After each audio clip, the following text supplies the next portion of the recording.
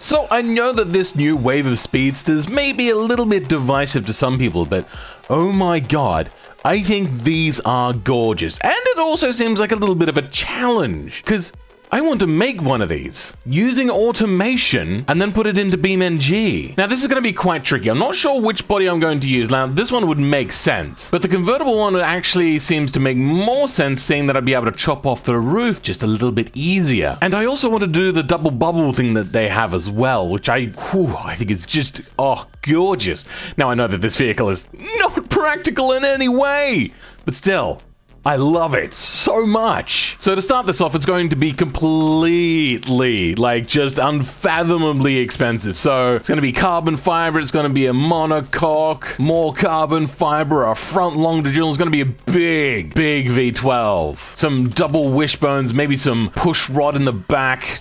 It's a speedster, so it has to be basically as light as possible. Unfortunately, the convertible roofness won't do that, but we're going to try anyway. The engine's just going to be a big, lumpy V12. You know what? I'm going to go 5-valve. I know Aston Martin may not do 5-valve, but I'm going to do 5-valve. And just like every other European car, the engine bay is going to be filled right up to the brim, so it is incredibly hard to work on. That's 6.8 liters. Not nearly big enough. We need to take that up to about 7 liters, methinks. 705 sounds good to me. Up with that quality, it has to be expensive. Then, yeah, this thing is going to need at least a harmonic dampener. Then some forged stuff. We'll go with heavy duty forged on that, heavy duty forged on that. Up the quality of that one, obviously. You know what? You can go away. Now this is going to be really high tech, but also no turbos, nothing like that whatsoever. I don't know how much it's going to want to rev though. It's probably going to want to rev quite high, and it's going to have the latest direct injection sort of stuff. It's going to be an absolutely fantastic. I was about to say it's going to be a fantastic intake manifold. It doesn't look good. Then we're going to run a higher octane fuel,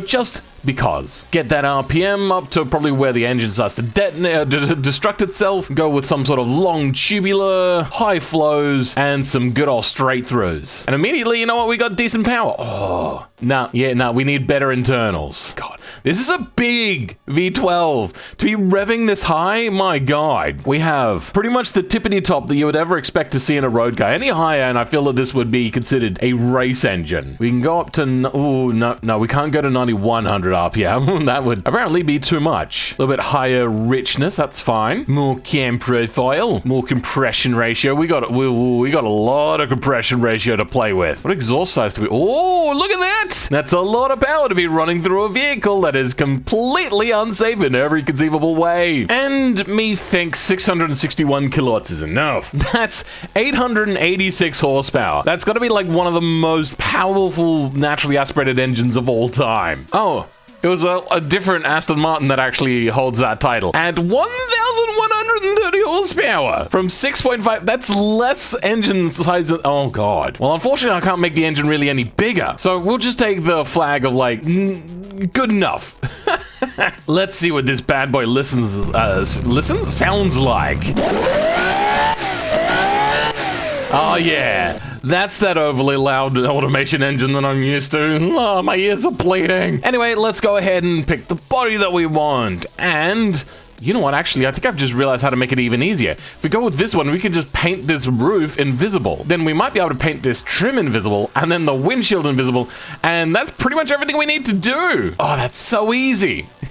I thought this was actually going to be difficult. Turns out, if you cheese the system, it's much easier. And obviously, this is going to be completely unsatisfactorily rear-wheel drive with this much power. Going to be a dual clutch because that's what everything comes with these days, I suppose. You know what? Nah, screw it. I want a manual. And we'll go a 7-speed. I've never done a 7-speed before because it just seems ludicrous. And we're going to have every electrical gadget available to us. So we're going to have an electronic LSD, up the quality a little bit. Radials, semi-slicks. This is not an all-weather vehicle, so it doesn't matter if they're semi-slicks. The wheels and tires also have to be quite big. Oh, is that as big as they can go? Really?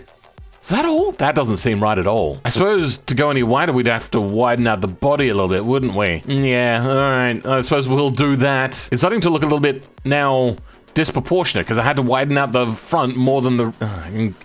Whatever. Oh yeah, hold on. Year 2020. Carbon fiber. There we go. Have I not? Okay, yep. Now we got my engine tuning to go with. Oh, it's got 666 kilowatts. Oh Oh yeah, but it is kind of a little bit off the peak, but whatever. Some carbon ceramics all round. A complete race diffuser. No, let's go maybe a sports under tray. Some brake airflow, because this guy is going to get driven completely hard. Increase that quality a bit. That's probably where we're going to get most of the quality put in. We'll leave that as a detachable soft top and remove the rear seats. Handmade, and then full hardcore luxury HUD.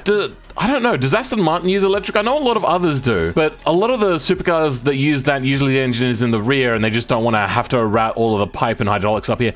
I think this is still fine to have regular hydraulics. Either way, then we're going to go with, yeah, full traction aids here. I wonder if, I might have to do a test one day on whether changing quality here works. I'm too afraid to use it now though. As for safety, this is not a safety, a safe car. So we'll down that a little bit. You know what? It's even less than that, so we're going to make that even worse. Then make this lighter, because it's got to be a very expensive car. Then an active sports spring, which is quite expensive. The dampers are a lot more common to be set to active, and we'll leave the sway bars as passive. Apparently that's the only option we have. Weird. Oh, maybe because it's active sport on the spring, it doesn't need sway bars at all. Interesting. Anyway, we're going to set this to probably just a race preset. This thing has a penchant for going into oversteer, which I could see being a little bit of a problem when it comes to, you know, trying to make this car not completely deathly dangerous. I started by increasing the offset in the rear. That hasn't helped us at all. So let's do the next thing, which I am going to make the front wheels a little bit smaller. And then we'll try to drop that as much as possible. Increase the quality here. And we are looking at still the same amount of oversteer. So now we can reduce, we don't need symmetrical tires front and rear. So we can do a narrower front tire. I think that graph looks good enough for now. Decrease that wing width just a little bit because that was coming out a little too far for my liking. And yeah, I think, oh, okay. Yeah, no, apparently the rears don't need to be anywhere near as big. Turn that rear down, force down. My God, that's still way too much. I don't want to go a smaller disc, but I think we're going to have to. Mostly because probably the front of the engine is very, very, front of the vehicle with the engine is very, very heavy. And I also noticed now that we're at 1100 kilos, which is about 700 kilos lighter than what the actual real one is. So I'm not actually sure why that one was so heavy and this one's so light. What's the weight of the engine? It's 200. Whoa, about a fifth of the weight, approximately, is the engine.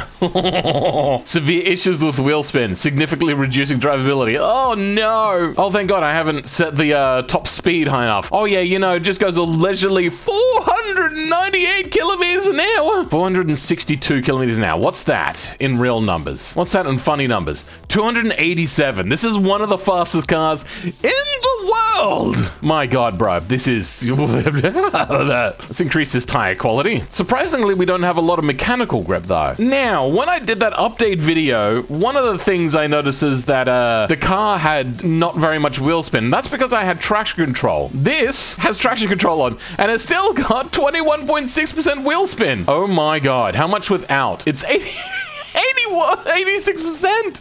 Oh dear God, no. All right, yeah, we're gonna have to max this thing out, which means, even though I didn't want to, we are gonna have to go back to flaring out this car. 395s, okay. And we're gonna have to stretch out the front again. Unfortunately, we're still getting a lot of not great handling characteristics. We're gonna have to stretch this out even further and then bring this back up. Okay, do I think that's good enough? I mean, maybe? I was hoping to not have to go ballistic, but I've done some stupid choices, so I mean, it's kind of my own fault. Let's go ahead now and start making things invisible. Transparent. Good. Make the windows completely transparent. Then trim. Transparent. Damn it, there's still trim in there. Frick. If I make that transparent, what else does that affect? It looks like it only affects the one thing. So let's go ahead and also make that invisible. Yeah. Looks like we have a lip to cut off anyway. Unfortunately, there's nothing to be done here. That is going to have to be removed with tape and stuff. Unless I cover it up. I see there's a little bit of something here. What is that? Oh, they've made a mistake with this bot. Oh, no, it's terrible. Wait, where'd this line come from? Ugh, everything's so tricky. All right, let's just start going with the cutaways. Deal with you super easily. All right, one of the things I saw they had was like also a very like rounded sort of design. So we're gonna try to replicate that a little bit as well. Unfortunately, it doesn't look like I can actually touch the bottom there. How about touching the bottom here? No. Stretch that out like a little bit of a more speedster sort of style. And then let's try putting the double bubble in there, which is going to be incredibly hard, I imagine. Let's try with some fixtures first. Something just like this, maybe, and 3D place it. Huh. I think I immediately hit the nail on the head with getting this pretty darn close. But it can go much further down the length of the car, I can imagine. This is going to be tricky, because now I have to fill in the entire interior, and that's not going to be particularly easy. It looks like they've got bucket seats that have a kind of roll bar built-in sort of thing. So we can go with any seat we want, and unfortunately I don't have any other seats at the moment, so we'll go with this. Maybe we'll go with the lean back. Yeah, the lean back style is the much better one to have. There's a lot of room in this vehicle. Look at that space! Not to mention the space you have up in the air when you go to look up. Anyway, let's pick some seat leather out. I think we're also going to have to make the chassis go away and make our own chassis. Unless, this doesn't work on mod bodies, I'm starting to notice, but here it might. We're gonna go to body, tunnel size. Nope, it's not working here either. We just can't make the tunnel size any narrower. Wait, hold on. It dropped the height of the tunnel. What the hell? That is so weird. That is so very weird. This used to change the width of it, and changing the width of it was a much better choice than changing the height of it. Very peculiar choices have been made. I don't understand why. But if it makes my job easier, I'm not gonna complain, you know, too much. Now, we do have that Aston Martin grill mod, right? Oh, please tell me I have that Aston Martin grill mod. Oh, thank God. Unfortunately, though, here it looks a much more smoother sort of design. Though we aren't copying this 100% because we don't have this exact body. That's looking really good. Go ahead and stick on some kind of lip. We do want some downforce. We're not going to go huge on it, but yeah, we do want some good stuff. You know, just the good stuff. Me gusta. Got some lovely slats in there that only took way longer than it should have to figure out how I was going to do that. Now maybe let's start deciding what we're going to do for the interior. I think this works. So what I want is this kind of like clamshell looking thing to come up over top to really pronounce what it is that's happening here. But on this side, it doesn't need to have all of the gauges and everything. So I'm going to try to figure out how I'm going to deal with that. We could try covering some of it up with this. It just doesn't really work now, does it? Not really, no. So we're going to try to cover up this seam, I think, with some sort of like 3D place trim sort of thing. Something to help. Because currently, the seam, I've been trying to cover it up for a while now, is really hard to do. So maybe we'll use the double bubble theme a little bit. Just a smidge. And I think it's already, you know, not looking the worst in the world. Is it looking good? Not the word I would use. But you know what? Yeah, no, that kind of works. Now that I'm pretty sold on how most of this is going to look, I think I'm going to have to make this fit a little bit better. Unfortunately, it's not the easiest thing to fit into pretty much any body. There, we got the clamshell and we covered it up. Good enough. Ugh. And now we got a sticking out here. Great! How's this alignment now? It's a little bit better aligned. I think we could fix a lot of this by putting in door panels. Unfortunately, they've taken some of these door panel pictures like the wrong way around. I know why they're the wrong way around, but they could have at least taken custom photos and put them in as a thumbnail stuff. So we're not having to look at it and guess, kind of like, I don't know what this looks like. So yeah, you know what? Actually, that kind of works. What's this one look like? I'm gonna have to put this one down, have a look from this. No, that one doesn't work. What about this one? No. You know what? We might go with this one again. I've used it a few times around, but it is kind of my favorite modern one. So goodbye to you. In you go. And let's make you fit in here. Can I paint that sill invisible? Yes, I can. Good. Except it's still there. What? Oh, there's 2 layers of it. Great! And now let's change the color up a little bit. You know what? Before we do that, we should really pick what the body color is going to be. God, this is a gorgeous looking body. Do I go a British Racing Green like they had? Or is that a little too on the nose of what we're trying to accomplish here? Could go pea green. Ugh. Oh, a dark navy blue looks nice. How about a dark red? Oh, yes. That dark red looks pretty good. Pearl strength up quite a bit. Make that more red. I just gotta now pick some headlights that fit. Which is one of the hardest jobs to do in this game. Yep. I think, yeah, that's, oh yeah, just rotate that around. Oh yeah, perfect. Exactly what we want, bro. Oh, these don't look too on the nose about being Aston Martin-y, but work pretty nicely, I think. Except for the fact that everything else looks like an Aston Martin. So my goal there was kind of moot. Also, this wheel is way off. That should be much further forward. What the hell? Is that a... Hold on, can I change that? Wheel offset, wheel width, but nothing about wheel moving forwardness. Front wheelbase offset. So I think that makes the vehicle wider, but that's all we've got. Oh, wait, no. Oh, it moves. It does move it forward. Perfect. Okay, so if anybody's wondering what front wheelbase offset does, or the rear one, what it does is moves everything forwards or backwards. Nice. Don't worry, game devs, I'll fix it all for you. I'll make it all better. Now let's pick some wheels. Do we go with just the regular rotoform sort of stuff? It does kind of suit the more modern supercar. Or we could try something a little bit more unique. We could pretend like our fake company that we're using is making a callback to their old aviation days, maybe, and make that wheel look like a propeller of some sorts. Doesn't really look like a propeller on this offset, but you get the idea. Some black plastic. I think that does a good enough job. I really want this rear wheel to be much bigger because it just looks way too small in that wheel arch. That looks a lot better. Now to do some sort of rear diffuser setup. We could try putting one of these on the back as well. I mean, it almost looks like a rear diffuser. You know what?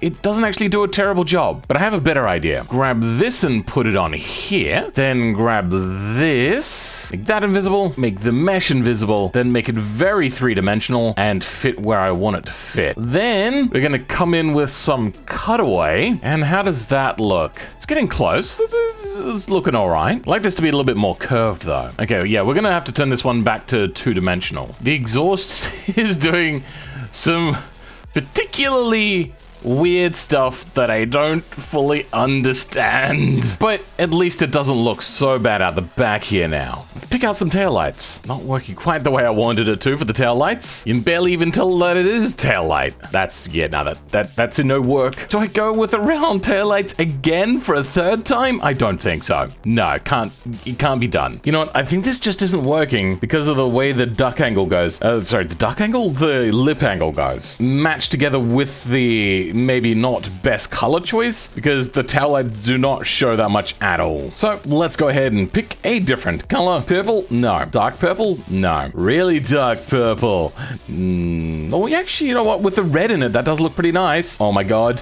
I'm in the early 2000s immediately already again. Oh dear. Maybe that kind of purple looks nice. All right, back to taillights and this glitchiness that happens to happen right around here, and I don't know why. It'll do. All right, now that we've chosen the exterior color, maybe we'll choose the interior. Should I actually maybe just make it look as if the body extends to the inside as well and make that paint colored? Yeah, I think that works. And then we'll make an inset into said bit and make that carbon fiber. Or maybe we'll just make that, actually, hold on. Make that leather, then make the handle out of carbon fiber. I think that works. I mean, it is not a normal vehicle, so that's kind of expected to have weird things. I'm also noticing there's a big panel gap. Ugh. So let's go ahead and put in a floor. And I think for this, we can turn the chassis invisible. Now let's start putting in the interior bits. We do have a manual, so wait, do we have a manual or a DCT? A manual. So let's go ahead and stick in a manual shifter. And we're gonna call this a Blasting Martin Death Trap. You know what, actually, it's not really a death trap. It's kind of like a death... No, hold on, I got it. Moving death. There we go. I see no issues, apart from the fact that this is deadly as hell. The back end looks nowhere near as good as the front end, though. I think we're getting pretty close to done, if not done. I mean, I've tried to cover this in as good as I could, but I don't think I can do it. Oh, a badge. Yeah, all right. What badge do we choose? You know what? I was going to use the Suzumabachi badge because it's using like a similar body, but I just don't think it works because the Suzumabachi is meant to be a cheap Japanese brand, so we're not going to do that. Let's maybe pick a symmetrical one. I think should do a good job. Maybe a bird. This one looks pretty nice. And stick that somewhere around there. Yeah. And I think I like this. It kind of like goes up along the thing there a little bit. I think that looks pretty nice. It looks kind of weird and cool. I think, however, we're going to lose this, and we are going to go with that round tail light design. If only I could find it. Okay. Anything else to do? You know what? Maybe we'll make this a little bit shorter. It does jut out a little too much. And from there, we just need mirrors and a door handle. I forgot. Whoops. There we've got some lovely fender mirrors. There is no rear view vision mirror. Unless that's it there. Maybe they would have something. Who knows? Maybe I should use these ones. I do like these mirrors quite a bit. The only problem is they always seem to point up at a weird angle. So yeah, you 3D place these ones, I find, is the best way to do it, and then place it like that. Then for the door handle, what do we got? I'm not liking anything here. I have an idea. I like the idea of these sorts of ones where you push your thumb in on one side and then it levels out on the other. So we're gonna try doing that. We're gonna now flatten that out quite a lot, or maybe not completely, and then making this all body colored. And that kind of works. We've made a door handle in seconds out of a grill. Fantastic. Even if probably you wouldn't use a door handle in this car and you would just kind of do a Starsky and Hutch style jump in. Then to round it off, put a key there. All right, let's take it over to beamng and see how this nightmare handles. Actually, first, hold on, I should check to see how the aerodynamics are. Oh, they're horrible. We seem to be generating a lot of lift in the rear, which I don't like. I wonder if active wing will ever work one day. I mean, I don't see why it shouldn't be able to. You can grab aero speed and then maybe do some maths based upon that, like say, if over, then do that for like simple active aero. For now, I suppose it'll do. We're not actually generating much downforce on the front. What if we go race diffuser? That works much better. I mean, it is meant to be an expensive car. Now we're only creating 10 kilograms of lift on the front, but 290 kilograms of downforce on the front. So we should actually be pretty good there. I wonder what test drive says.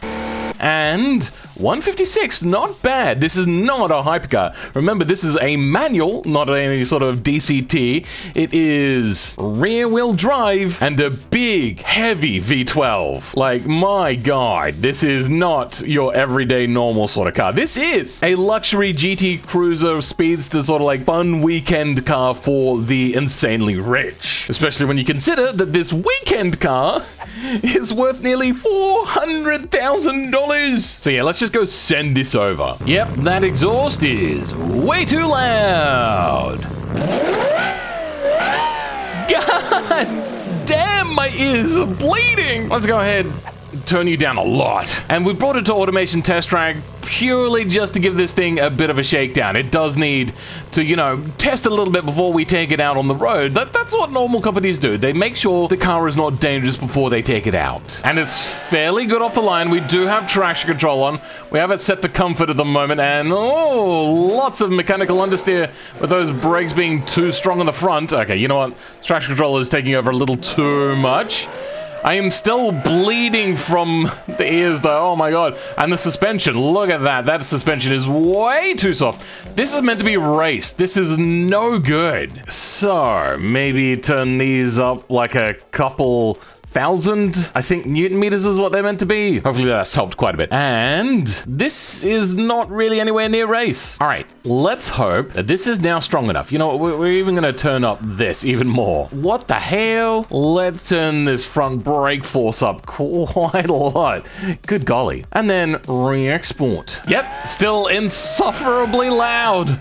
Oh my God, and braking in, we are much stiffer now, except under braking, we seem to wash out quite a lot. Let's go turn off traction aids altogether and see how that affects our handling.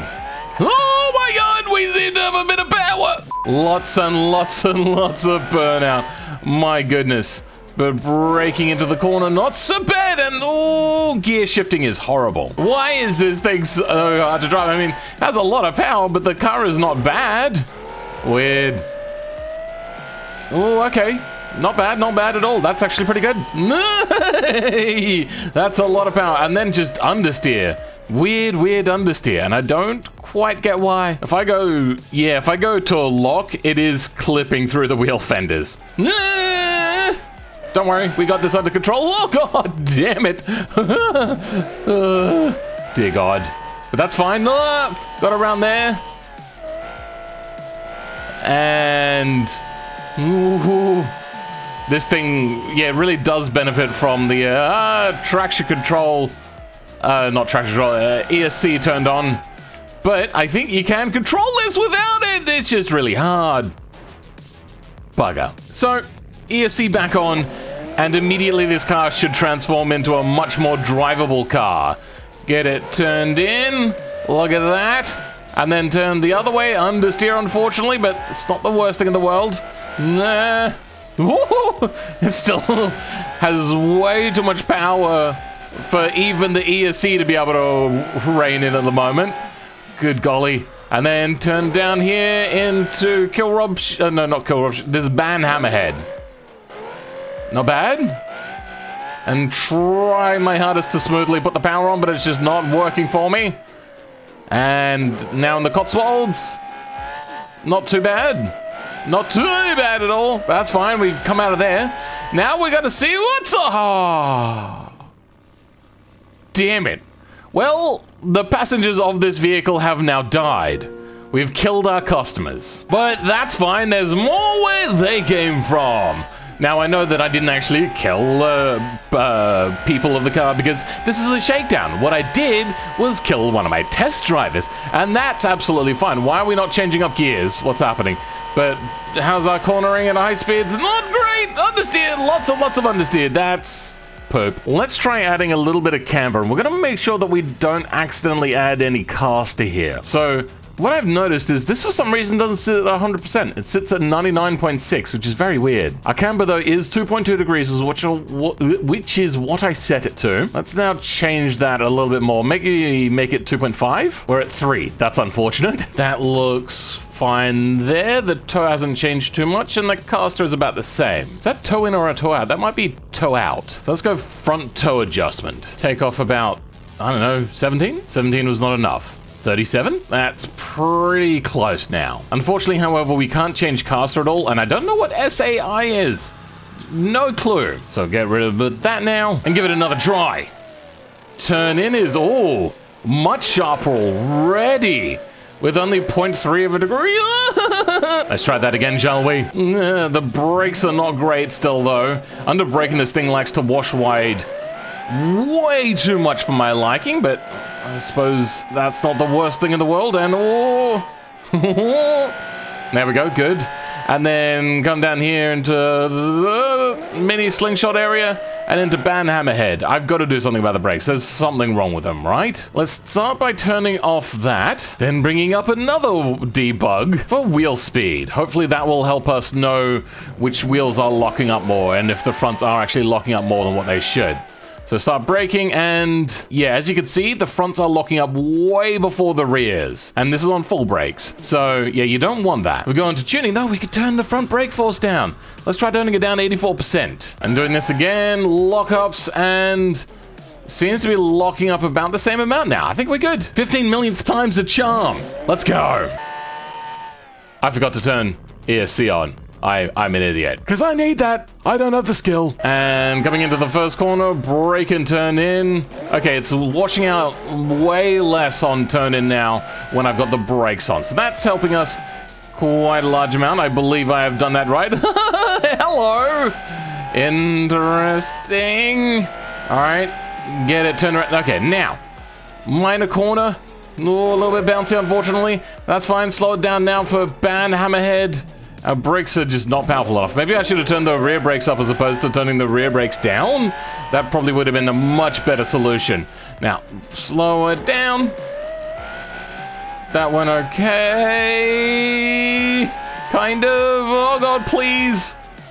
Play nice with me. Why? Come on here. See, why in even a straight line can you not handle this? Like, we're going 200-ish kilometers an hour. We're going nearly 300, and immediately our steering is fixed. Why? Switch that to... There is actually more gears. I thought so. Yeah, there's 5 gears. Why won't it select the gear I want it to select? Alright, that's fine. Whatever. Maybe I should turn the brakes up a lot so the ESC can, like, maybe try to bring this car into line. I braked too late. Oh, God. That is quite the disparity in where I thought it should brake from and where it needed to brake from. It's not usually that far off, but this time, apparently, I just, you know, suck a little bit more than what I should. Whoa. This is very lively for a car that's meant to have ESC. What? ESC? What are you doing? Save me.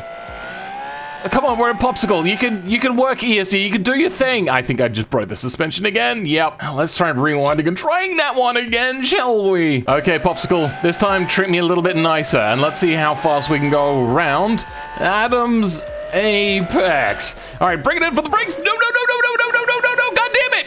All right, third time's a charm. Popsicle, be less of a shit, please. Nah, just wants to drift out wide and then brake here. Okay, you know what? That was a little bit better this time. An 83 around there? That's actually a pretty good speed to be taking around Adam's Apex. Adam's Apex, like, the tipping point is like, I think it was 70 kilometers an hour is what I kind of thought it was. And anything over that is just pure bliss. So we were getting 83, which is 13 kilometers over the thing, which is somewhere around like 9 miles per hour faster. God damn it! These brakes suck. They really do. All right, is it the brakes are fighting or is it... Wow, they really do suck. So brake force, this needs to be about 15% less. Turn that up to about 135 and then turn the rear brake force up to 150. Good, that's where it maxes out. Okay, let's see if that fixes the issue. And we'll start from home base. Let's give this the hardest go we can. So brake, turn in, pretty decent. Oh wow, ESC is working a whole lot better, except I'm still understeering quite a lot more than what I would like to. But we're doing okay enough. Oh my god. No, my god. No, it still wants to be an absolute poo brain of a car. Oh dear god. And we're gonna take this to my new track as well, and it's fighting me this bad. All right, come on, turn. Nope, turn in. There we go. Look at me! I'm doing it! I'm doing a not bad job at driving. Don't you agree? That's fine. We got around the Cotswolds all right. And now driving down here. I'm trying to put it on smoothly. ESC is not able to save it. Why? Why can't ESC save this thing?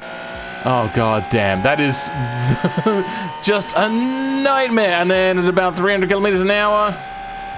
That's fine. We're able to do it. Do I need to turn this thing on to comfort ESC? Like, oh my god. It doesn't have like that much power. It has a lot. Don't get me wrong. It has a lot of power going through 2 wheels. But my god, why is it still such a pain in the buttocks? I think this is less of an automation issue and more of a BMNG issue. Maybe if I turn the tire resolution up a little bit, it might help us out a bit. Nah. And by that I mean like let me just bring it to a stop. See these triangles, the collision mesh for the wheels? You can actually turn that up, and it's not that hard to do. And that would make it a little bit smoother, but I don't know if that's actually gonna help us. Let's instead try turning the tire pressure down, maybe. These are very flat tires now, but we'll keep going with it, see if that helps us. And we're gonna keep it on Sports ESC for the time being and see if that doesn't help us a little bit. Slow down for Adam's Apex now, and our cornering. Oh, much slower that time, but we were able to get a much faster exit speed than what you normally would, and exit from a much earlier time as well. All right, bring it down to Cossacks. And it went okay. Slow down here and turn in. Nice, good. You know what? I think this is good to save and to take over. Save and load, tuned. And now we're going to try to take it around Phil's Hill and give it a good old hard try. Probably set that over to that. So then we don't have like complete... What's happening? Thank you. There we go. So we don't have complete takeover by traction control. Only just like minor bits of takeover occasionally here and there.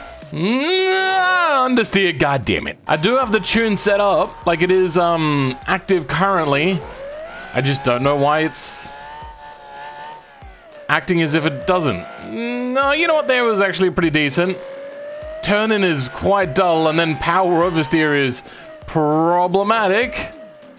But we can do this. You know what, I think this might benefit from a little bit of toe-in on the rear.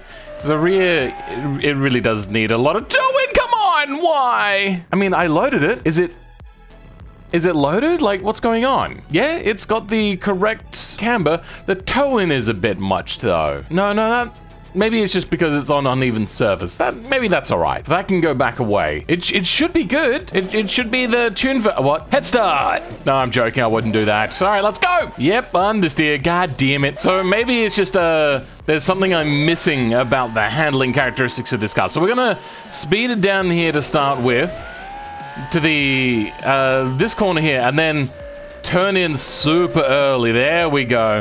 And make the switchback for this third corner, I suppose that would technically be. Make that super early as well. And it really wants to understeer on that corner just before the bridge. That sucks, but that's fine. We got this bad boy under control, right? Yep. There we go. Come on.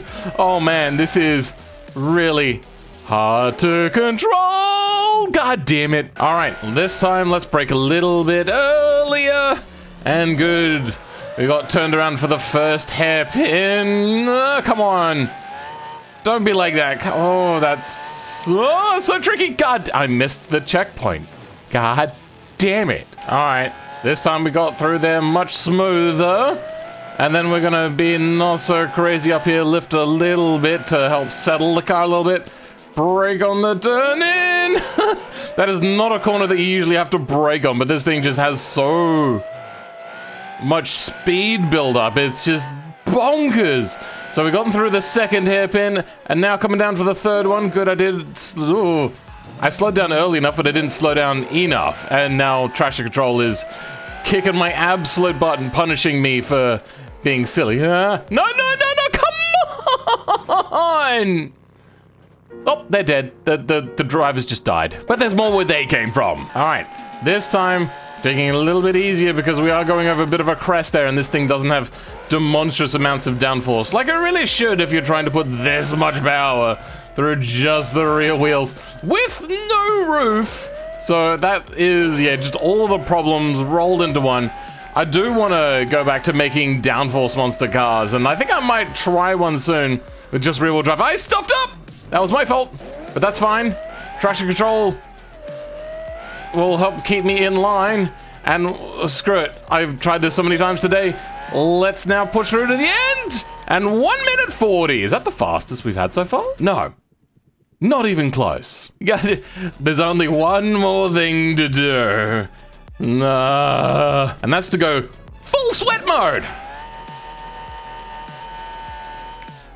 Okay, well, I don't think full sweat mode's gonna work. So I hope you guys have enjoyed today's video. I'm gonna try to do a little bit of third-person driving here, which this is even worse than third-person driving. I have no idea what, oh, okay. I just wanted a cinematic ending. This is a bad idea. Why have I decided to do this? Oh God. But yes, I hope you guys have enjoyed this. I hope this has helped broaden your thoughts on how you might go about breaking out of the mold when designing things. Just have fun with automation. There is so much you can do. So many weird and wacky things. And if you spend more than the time that I did, which is probably about an hour or so on the whole car, I think it was about an hour and a half is how much I spent designing the car. You can just do the coolest things. So don't ever let me hear you say it's like, oh, I don't know what to build. Just broaden your mind, try stupid, silly things, and then try to drive it in third person because you're a freaking idiot. Anyway, I hope you guys have enjoyed today's video, and I will catch you next time. Please like and subscribe if you're not subscribed and you do like it. But for now, I'll catch you guys next time. Goodbye.